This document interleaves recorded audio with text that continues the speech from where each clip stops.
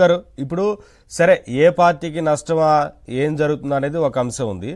తర్వాత ఇప్పుడు కాంగ్రెస్ పార్టీ కూడా అధికార పార్టీ వైసీపీ మీద పోరాటం చేస్తా ఉంది ఇన్నేళ్లుగా. ఒకవైపు అమరావతి రాజధానిగా ఉండాలని కాంగ్రెస్ పార్టీ కూడా చెప్తా ఉంది. చాలా అంశాల్లో అధికార పార్టీ వ్యవహరిస్తున్న తీరు గురించి ఫైట్ చేస్తా ఉన్నారు. వీటన్నిటి మీద కూడా మరి రేపు షర్మిల గారు ఫైట్ చేయాల్సిన అవసరం ఉంటుంది కదా. ఎట్లా ఉండబోతుంది అనుకుంటున్నారు? నిజంగా ఫైట్ చేసేందుకు అవకాశం ఉంటుందా, లేదంటే ఢిల్లీలో కూర్చొని ఏదో ఒక కాంగ్రెస్ పార్టీలో పదవితోని కంటిన్యూ చేస్తారని అనుకోవచ్చా? ఏం జరుగుతుంది అనేది? నవీన్ గారు తమరికి, అదే విధంగా ప్యానెల్ లో ఉన్నటువంటి సీనియర్ అనలిస్ట్ డాక్టర్ పుల్లారావు గారికి, తులసిరెడ్డి గారికి, వలిసిటి శ్రీనివాసరావు గారికి, ఏబిఎన్ వీక్షకులకు నా నమస్కారాలండి. తులసిరెడ్డి గారు కొన్ని కీలకమైనటువంటి విషయాలు చెప్పారు చాలా స్పష్టంగా. అలాగే అనలిస్ట్ పుల్లారావు గారు చాలా బ్రీఫ్ గా చెప్పుకుంటూ వచ్చారు. వాస్తవంగా పాలిటిక్స్ అనేవి ఎప్పటికప్పుడు మారుతూ వస్తూ ఉన్నాయి ఆంధ్రప్రదేశ్ లో. మీరు చూడండి, 2014-19 పాలిటిక్స్ వేరు, 2019-24 పాలిటిక్స్ వేరు.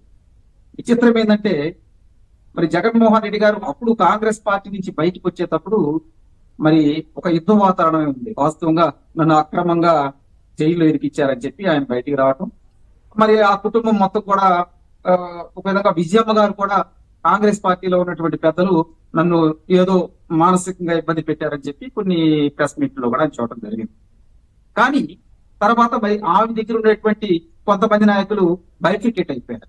మరి ఆత్మీయ సభ కూడా ఒకటి పెట్టారండి, మీరు తమకు గుర్తుందో లేదో, హైదరాబాద్.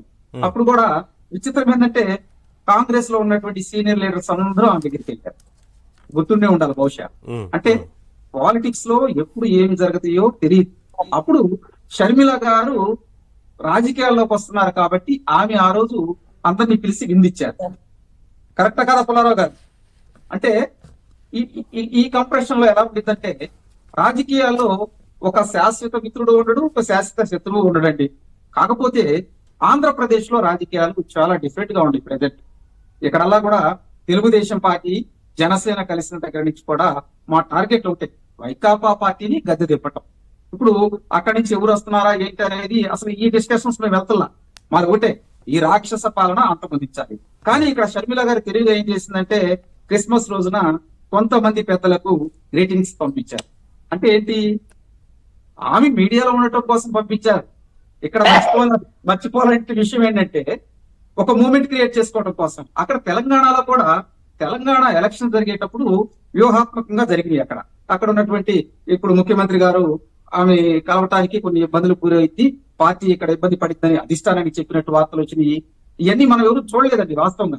ఆమె కూడా అక్కడ పాలిటిక్స్ లో సైలెంట్ అవ్వటం, అక్కడ ఆమె వైఎస్ఆర్సీపీ టీపీని మరి విలీనం చేస్తారు అన్నారు, అది పక్కన పెట్టేశారు.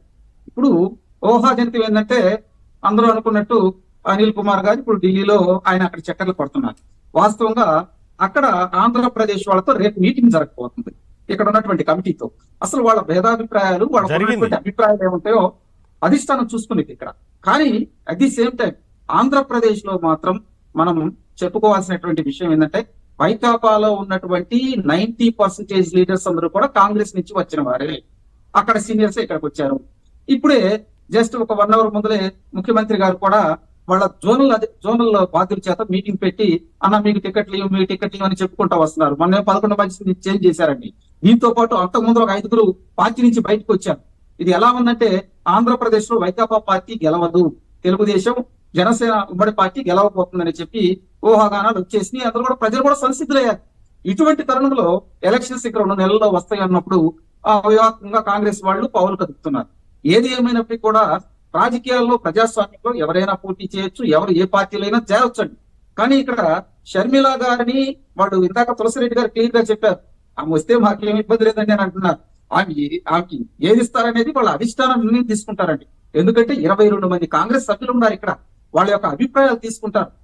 ఎప్పుడు కూడా నేషనల్ పార్టీలు ఎట్లా ఉంటాయంటే, వాళ్ళకు అనుకూలంగా ఉందా లేదని మొత్తం బేరీజ్ వేసుకున్న తర్వాతే వాళ్ళు ప్రకటిస్తారండి.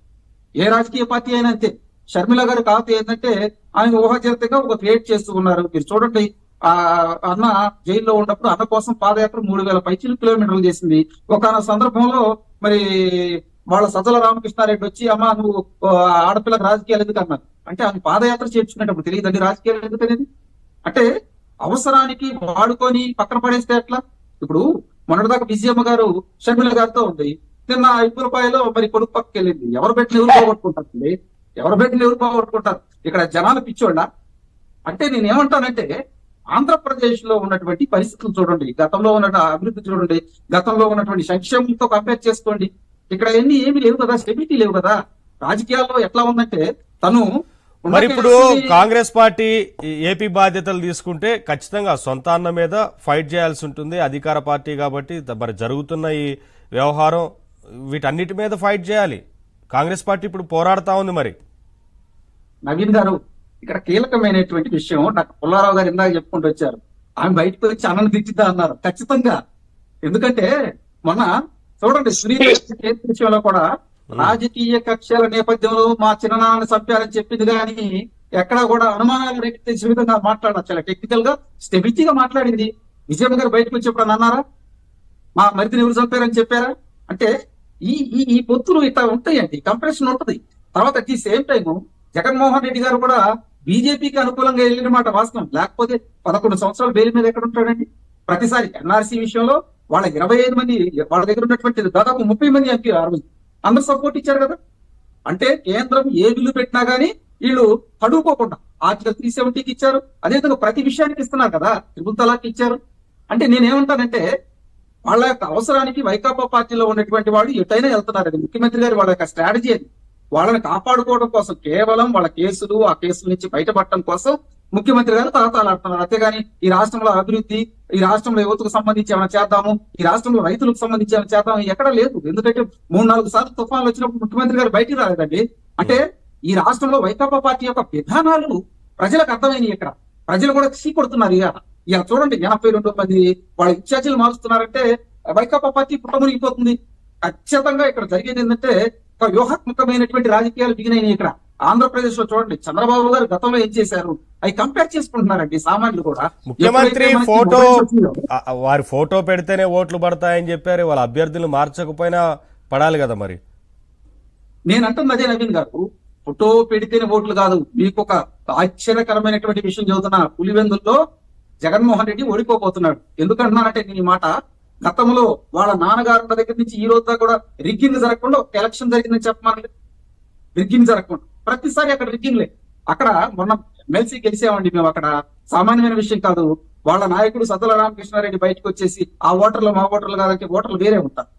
ఎమ్మెల్సీ ఓటర్లో ఉండేవాళ్ళు సాధారణమైన ఓటర్లో భాగస్వాములు కాదంటారు. చదువుకున్న వారు వారి ఓటర్లు కాదని చెప్పారులేండి, గ్రాడ్యుయేట్లు అంతా. అవునండి, టెక్నికల్ ఇష్యూ. అంటే ఇది రిగ్గింగ్ తక్కువ జరిగింది కాబట్టి ఆ మాట అన్నారు. మేమేమంటాం అంటే, రాజకీయ పార్టీలో ఉండేటువంటి వ్యూహాత్మక అంచనాలు డిఫరెంట్ గా ఉంటాయండి.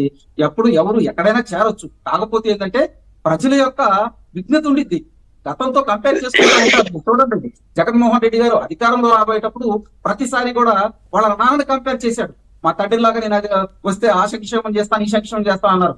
తర్వాత తను అధికారంలోకి వచ్చిన తర్వాత తండ్రి ఫోటోను పక్కన పడేశాడు. వాస్తవం కాదంటారా? తను స్ట్రాటజీగా నేనే మొత్తం చేశాను, కొత్త దేవుడు అనే రూపంలో వచ్చాడండి. అంటే ఈ విధంగా ఉంటాయి. ప్రజలు వాళ్ళకి అన్ని అర్థమైపోయినాయి. ఇప్పుడు ప్రజలు రేపు ఎలక్షన్స్కి వెళ్ళబోతున్నారు. ఇంకేముందండి, 2 months ఎలక్షన్స్ సార్. ఇది దీంట్లో ఉన్నప్పుడు కాంగ్రెస్ నేను అనుకోవటం ప్రయోగాలు అయితే చేయదు. ఎందుకంటే వాళ్ళు చాలా వ్యూహాత్మకంగా వెళ్తున్నారు. ఇప్పుడు చూడండి, కర్ణాటకలో వ్యూహాత్మకంగా వెళ్ళారు.